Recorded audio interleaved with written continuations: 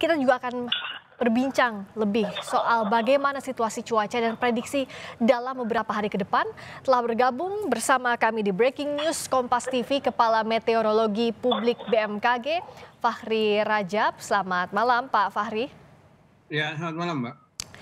Jadi kalau prediksi cuaca, kondisi cuaca hari ini di Jakarta khususnya, karena kita lihat di kawasan Jakarta Selatan tergenang banjir, ini seperti apa sebenarnya perakiraannya? Ya, memang saat ini kondisi cuaca di Jabodetabek, potensi hujan dengan intensitas ringan hingga lebat, terutama di siang menjelang sore hari, Mbak. Nah, ini dari beberapa hari lalu kami memantau, memang kondisi seperti ini yang berpotensi terjadi dan adalah di informasi yang kami rilis dalam perakiraan juga memang menyebutkan ada potensi hujan terutama pada siang hingga menjelang sore hari. Oke. Nah, apakah ini akan berlangsung selama beberapa hari ke depan, tepatnya seperti apa, Pak Fahri? Iya, saat ini wilayah Jabodetabek memang baru mulai memasuki periode musim penghujan ya. Jadi potensi hujan dengan intensitas ringan hingga lebat ini masih berpotensi terjadi. Sampai dengan 3 hari ke depan masih ada potensi hujannya Mbak, sama dengan intensitas ringan hingga lebat, terutama pada siang hingga menjelang sore hari, dengan konsentrasi wilayah yang cukup menyebar ya, hampir seluruh wilayah Jabodetabek ada potensi hujan. Oke, jadi masih harus diwaspadai beberapa hari ke depan intensitas hujan tinggi, terutama di siang menuju sore. Apa yang perlu warga waspadai? Kita pantau bersama Pak Fahri, beberapa hari terakhir salah satunya yang kita sedang laporkan saat ini di kawasan Jakarta Selatan tergenang banjir. Begitu warga kesulitan beraktivitas, bahkan tadi di kawasan Pondok Labu Jakarta Selatan ada tembok roboh sehingga menewaskan 3 orang siswa. Nah, apa saja yang perlu masyarakat waspadai, potensi bencana apa saja yang bisa muncul? Iya, yang perlu kita waspadai pada periode musim penghujan ini adalah potensi bencana hidrometeorologi, yaitu banjir, banjir bandang, longsor ya. Ini yang perlu menjadi kewaspadaan kita bersama, terutama untuk daerah-daerah yang memang rawan terjadi bencana-bencana tersebut gitu ya. Nah, ini juga perlu menjadi perhatian kita, kesiapan kita. Bisa kita mulai dari lingkungan rumah dulu masing-masing ya. Pastikan kita saluran air misalnya ya siap untuk menerima dan mengalirkan air itu. Mari kita mulai dari lingkungan rumah kita dulu masing-masing. Daerah rawan bencana khususnya di Jabodetabek, adakah petanya Pak agar masyarakat yang menonton Breaking News saat ini juga bisa memantau kira-kira daerah yang ditinggali masuk rawan atau tidak? Iya, jadi BPBD DKI itu pasti ada memiliki peta rawan bencananya ya.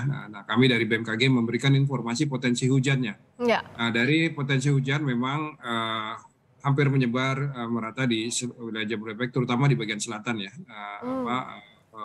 Bogor, Depok, Jakarta Selatan itu potensinya relatif lebih tinggi dibanding daerah lainnya.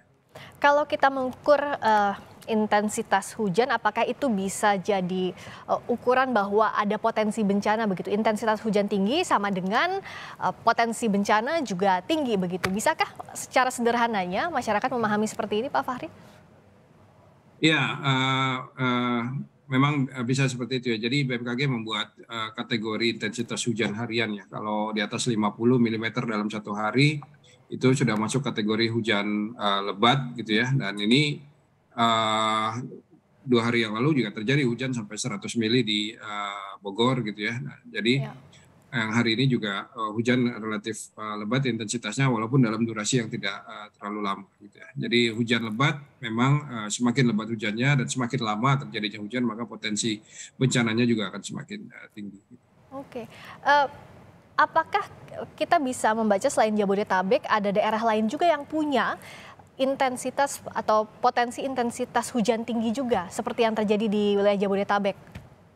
Iya, provinsi lain seperti Jawa Barat, Banten ya, Jawa Tengah itu juga perlu kita waspadai. Sumatera terutama di sisi barat Sumatera ya, mulai dari Aceh, Sumatera Barat, Sumatera Utara, Bengkulu itu juga perlu menjadi kewaspadaan. Kemudian untuk wilayah Sulawesi juga ya, terutama di Sulawesi bagian tengah ya, itu juga perlu menjadi kewaspadaan kita.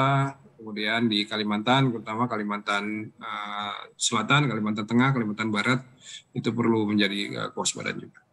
Jadi sebenarnya kalau tadi daerah-daerah yang Pak Fahri sebutkan tidak hanya di Jabodetabek saja begitu ya, di wilayah barat Indonesia, tengah Indonesia, bahkan di timur juga? Iya betul Mbak, jadi karena memang saat ini kita sudah mulai memasuki musim penghujan, bahkan Mhm. masih ada daerah-daerah yang sebenarnya masih dalam periode musim kemarau, tapi sudah Oh, ada hujannya gitu ya. Jadi memang hujan tahun ini musim kemarau kemarin ya itu iya. lebih basah dibanding normalnya, dan tahun ini juga musim hujan relatif datang lebih awal gitu. Hmm, ada faktor-faktor yang menyebabkan itu tidak Pak Fahri? Untuk mengingatkan lagi kenapa tahun ini tadi musim hujannya lebih awal, musim kemaraunya lebih basah dibandingkan tahun-tahun sebelumnya?